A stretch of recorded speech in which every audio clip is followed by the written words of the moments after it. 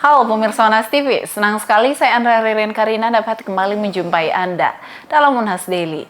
Dalam beberapa menit ke depan, kami akan menyajikan berita-berita terpercaya hanya untuk Anda. Pemirsa, perayaan ulang tahun Republik Indonesia yang ke-79 baru-baru ini menjadi perbincangan hangat di berbagai kalangan. Salah satu sorotan utama yaitu besarnya anggaran yang dikeluarkan mencapai 87 miliar rupiah. Lantas, bagaimana tanggapan mahasiswa Unhas terkait hal ini? Simak informasi selengkapnya untuk Anda.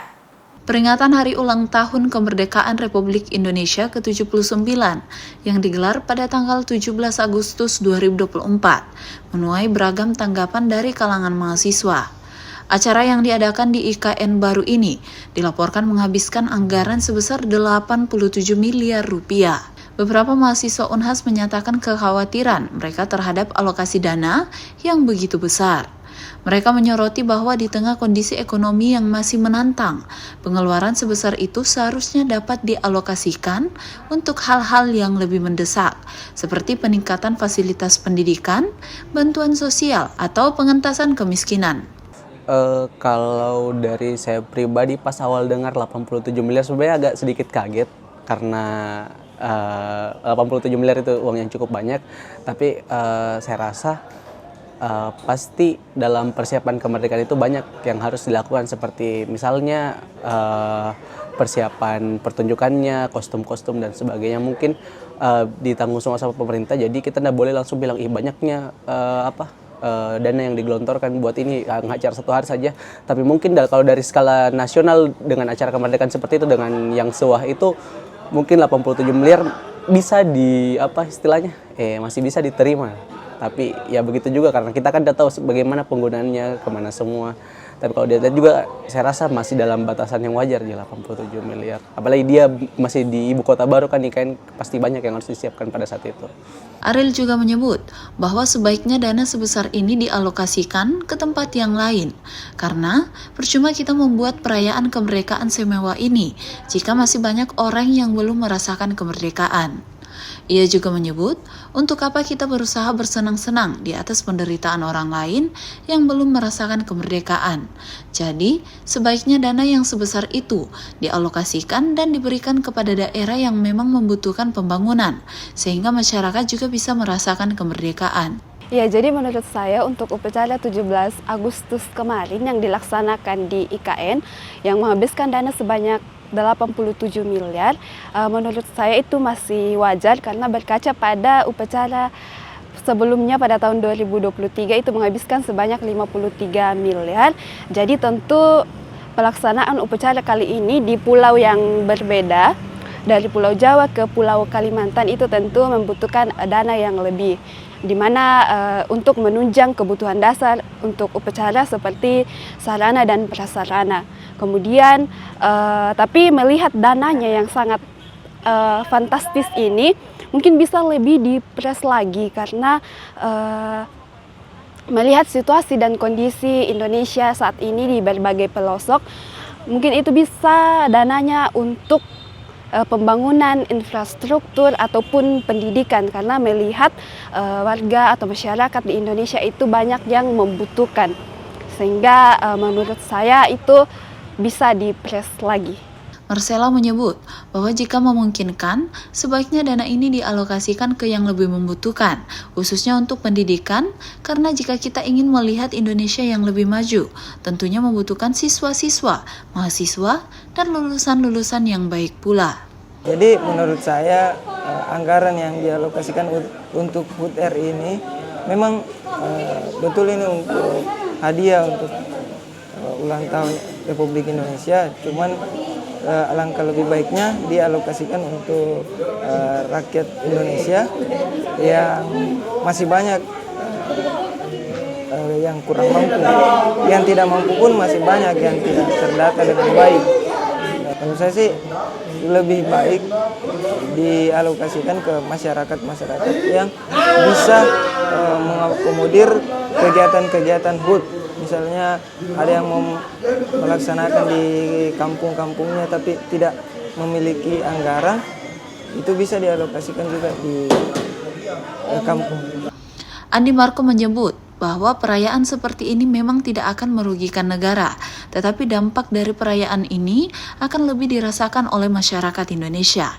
Secara keseluruhan, peringatan HUT kemerdekaan RI tahun ini tetap disambut dengan antusias oleh seluruh lapisan masyarakat. Namun, diskusi mengenai transparansi dan efisiensi penggunaan anggaran publik menjadi topik yang hangat diperbincangkan, terutama di kalangan mahasiswa yang kritis terhadap kebijakan pemerintah. Andrea Ririn Karina, Unhas TV. Usai libur panjang semester yang membuat kampus Universitas Hasanuddin sunyi, kini suasana kembali hidup dengan ramainya kantin-kantin di setiap sudut kampus. Mahasiswa yang baru kembali ke perkuliahan dan juga mahasiswa baru terlihat memadati kantin termasuk kantin Kudapan yang menjadi salah satu favorit mahasiswa. Berikut informasi selengkapnya untuk Anda. Setelah libur panjang semester sekitar lebih dari 2 bulan, kantin-kantin di kampus Merah Universitas Hasanuddin kembali dipenuhi mahasiswa. Setiap kantin yang terletak di setiap sudut Unhas ramai dikunjungi. Kantin Kudapan yang terletak tak jauh dari Fakultas Kedokteran menjadi salah satunya. Kantin ini bisa disebut favorit sebagian mahasiswa, sebab ada puluhan stand dengan beragam jenis makanan dan minuman yang dijual dengan harga terjangkau. Pemandangan antrian di depan stand makanan hingga tawa canda para mahasiswa yang duduk bersama menikmati makanan yang selama ini tidak terlihat saat libur semester, kini kembali dirasakan akademika dan pedagang. Meski sebagian besar mahasiswa yang datang ke kantin ini untuk mengisi energi sebelum kuliah, namun ada juga yang hanya sekedar menghabiskan waktu istirahat di sela-sela jadwal perkuliahan yang padat dan bertemu teman. Ramainya kembali kondisi kantin ini tentu dirasakan mahasiswa. Kiki, mahasiswa ilmu komunikasi, menyebut dirinya senang bisa kembali berkunjung ke kantin Kudapan dan menikmati makanan favoritnya, yakni paru rica. Hal serupa juga ikut dirasakan Mentari, mahasiswa Fakultas Hukum. Meski jauh dari Fakultas Hukum, terbayarkan dengan cita rasa makanan di kantin Kudapan yang lezat. Rasanya sih ya mungkin senang kali ya, karena kan banyak lagi orang segala macam gitu. Lagi pula ini kayak hal yang baru, karena biasanya Kudapan tidak pernah yang seramai ini. Tiba-tiba seramai ini tuh kayak wow, ini hal baru banget sih beneran. Enggak begitu sering sih, kalau misalnya ada waktu senggang aja baru kesini gitu. Kalau saya sih mulai semester kemarin ya, kebanyakan saya makan itu di kedai Warmindo itu, mie goreng Jawa biasanya. Iya, sama-sama. Tentunya senang banget ya, ngerasa bahwa hidup lagi gitu, karena kan waktu dulu nggak seram ini kan, mungkin karena ada mahasiswa baru ya, jadi ngerasa kayak ramai banget gitu, karena orang-orang tuh juga berlomba-lomba untuk gimana sih rasanya di Kudapan gitu kan. Dan mungkin karena di sini juga banyak pilihan menunya ya Kak, banyak pilihan rasanya, banyak macam-macam menu-menu makanan yang sebelumnya kita ngerasa ini enak nggak ya atau gimana gitu. Ternyata kita coba, ternyata enak banget gitu, dan harganya itu masih terbilang worth it untuk bagi mahasiswa gitu kan. Iya, sering banget, setiap saat, setiap waktu gitu, setiap hari bahkan. Karena menunya ya. Iya, karena menunya yang berupa-rupa dan menurut saya sangat enak sih. Tak hanya mahasiswa, ramainya kembali kantin-kantin juga dirasakan pedagang yang ada. Salah satunya Suba yang merasa senang. Sebab saat libur semester, pengunjung hanya 2 atau 3 orang saja. Selain itu, ramainya kembali kondisi kantin membuat tingkat penjualan pedagang kembali normal. Namun, Suba berharap agar pihak kampus bisa meningkatkan sarana dan prasarana di kantin Kudapan, termasuk adalah akses air bersih. Beda sekali ya, soalnya pada saat libur itu sangat sepi. Paling ada beberapa 1-2 orang yang makan. Terus tapi kalau saya sendiri, untuk kantin saya sendiri itu selama anak-anak libur saya juga tutup libur. Iya. Jadi bukanya jadi pas kemarin mulai aktif lagi baru saya buka kembali khusus untuk adik-adik mahasiswa. Dan itu lebih banyak yang datang membeli? Ya, sudah pasti lebih banyak di hari-hari aktif perkuliahan. Sudah pasti lebih banyak lagi. Ya, kan harapannya sendiri sebagai salah satu pedagang di kantin Kudapan ini, harapannya seperti apa? Harapannya kalau bisa yang pertama fasilitas dari Unhas itu kalau bisa lebih ditingkatkan lagi. Yang sekarang ini sudah bagus, cuma bagusnya lagi ke depannya bisa lebih bagus lagi, terutama fasilitas masalah sanitasi dan kebersihan, terutama masalah air juga. Soalnya kan kalau makanan kan yang utama itu masalah kebersihan ya. Tapi kadang di kantin ini airnya susah. Jadi gimana teman-teman mau menjaga kebersihan kalau fasilitas utama itu airnya itu kadang susah. Kadang teman-teman mau cuci-cuci alat-alat masaknya itu airnya tidak ada. Jadi mesti putar otak lagi untuk cari, ya kalau bisa fasilitas air di kantin itu lebih dijaga lagi. Keramaian yang dihadirkan kembali di kantin kudapan ini memberi keuntungan lain, yakni terjalinnya kembali interaksi sosial antar mahasiswa. Selama masa libur, sebagian mahasiswa hanya berinteraksi melalui media sosial. Zulkarnain, Nurinur Hayati, Unhas TV. Pada tahun 2024 ini, mahasiswa baru program Pasca Sarjana, baik magister dan doktor mencapai 1.692 mahasiswa. Jumlah ini menunjukkan bahwa animo masyarakat untuk menempuh pendidikan pasca sarjana di Universitas Brawijaya cukup tinggi. Para mahasiswa ini berasal dari berbagai daerah dan lintas profesi, mulai dari dosen, pejabat di kementerian, dan lembaga negara, perwira TNI, hingga pejabat dari berbagai pemerintah daerah. Reputasi Universitas Brawijaya sebagai salah satu kampus terbaik di Indonesia mencari daya tarik bagi ribuan mahasiswa baru program Pasca Sarjana. Para mahasiswa baru ini mengikuti rangkaian pembukaan orientasi pendidikan di Gedung Samanta Krida Universitas Brawijaya.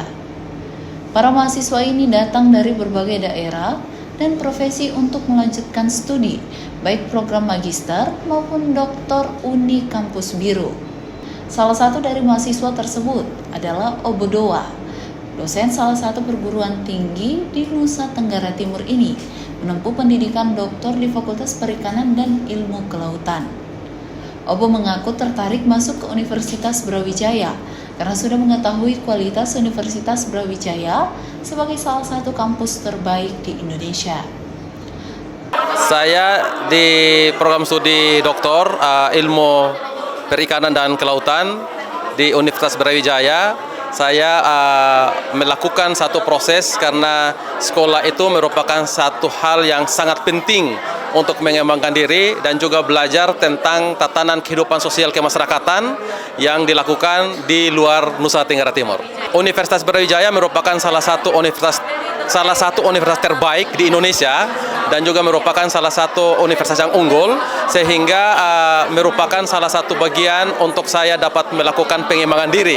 Tidak saja mendapatkan tambahan ilmu pengetahuan, tetapi juga merupakan sebuah rujukan untuk menjadikan satu bagian pengalaman yang ada di Brawijaya untuk dapat saya kembangkan di universitas saya dan juga dalam pengembangan kehidupan masyarakat yang ada di NTT. Terima kasih untuk rencana doktoral saya, disertasi saya. Saya sudah melaksanakan beberapa diskusi bersama profesor yang ada di Brawijaya, termasuk Pak Dekan sendiri, Prof. Mahto, dan juga ada Pak Andi, Prof. Asep, Pak Abu, dan Bapak Ibu dosen yang lainnya. Saya ingin mengembangkan tentang inovasi pengembangan alat ramah lingkungan untuk garam. Ya, di NTT itu garamnya cukup banyak dan produksinya juga sangat besar. Dalam satu komposisi, garam-garam yang dihasilkan itu belum memenuhi standar nasional Indonesia. Sehingga saya ada di sini untuk belajar lebih mendalam tentang kegiatan pengembangan garam untuk mendapatkan standarisasi nasional Indonesia berhubungan dengan garam-garam yang dihasilkan oleh masyarakat. Tidak hanya dosen, mahasiswa baru program doktor juga datang dari Perwira Tentara Nasional Indonesia, Letnan Kolonel Armet Aris Gunawan, yang juga Komandan Kodim Kota Malang, menjadi salah satu mahasiswa baru di kampus Biru. Perwira TNI tersebut mengaku bahwa dirinya menempuh studi karena kebutuhan dalam tugasnya sebagai tentara di masa yang akan datang. Selain itu, reputasi Universitas Brawijaya menjadikannya tertarik untuk melanjutkan studi di kampus Biru tersebut. Terima kasih. Saya mempunyai sebuah motivasi kenapa saya memilih untuk melakukan pendidikan jenjang S3, karena saya sudah S2, saya ingin melakukan jenjang S3. Kenapa saya memilih Universitas Brawijaya? Yang pertama, yang kita ketahui bahwa Universitas Brawijaya merupakan salah satu kampus terbaik keempat di Indonesia. Sehingga bukan tanpa alasan saya memilih Brawijaya. Apalagi Brawijaya ini sama-sama juga di Kota Malang, dan saya juga di Kota Malang, sehingga saya tidak salah memilih Universitas Brawijaya sebagai alma mater saya. Kemudian saya sengaja melanjutkan pendidikan karena saya ingin menimba ilmu yang lebih daripada apa yang saya dapat sekarang ini. Karena saya yakin ke depannya pekerjaan saya sebagai seorang TNI akan membutuhkan pemahaman ataupun ilmu yang lebih tinggi, lebih luas, dan lebih dalam. Itu tidak bisa hanya saya dapatkan dari sekedar membaca buku, tetapi yang saya butuhkan adalah mendapatkan ilmu, menimba ilmu dari orang lain, dari dosen, dari kawan sejawat. Dan saya menargetkan untuk bisa menyelesaikan pendidikan ini kurang lebih selama 3 tahun atau 6 semester gitu. Ya, jadi supaya nggak lama-lama. Kalau lama-lama lumayan juga. Jurusan yang diambil apa? Jurusan yang saya ambil jurusan Ketahanan Nasional. Nah, karena itu kebetulan masih satu linier dengan S2 saya. Saya S2 di Universitas Pertahanan, Ketahanan Nasional juga, jadi masih linier dengan S2 saya. Tuh. Dan saya titip pesan kepada kawan-kawan serta Ordik ya, tetap semangat menjalani Ordik ini, kemudian berbanggalah Anda bisa berhasil masuk di Universitas Brawijaya, universitas yang terbaik keempat di Indonesia. Universitas Brawijaya membuka pekan orientasi mahasiswa baru, program pasca sarjana yang diikuti oleh 1.692 mahasiswa, program magister dan doktor pada tanggal 21 Agustus 2024. Dari Malang, tim liputan UB TV melaporkan untuk Unhas TV. Baik pemirsa, berita tadi sekaligus menutup perjumpaan kita hari ini. Jangan lupa untuk terus saksikan Unhas Daily hanya di Unhas TV. Saya Andrea Ririn Karina mewakili kru yang bertugas, pamit undur diri dan sampai jumpa.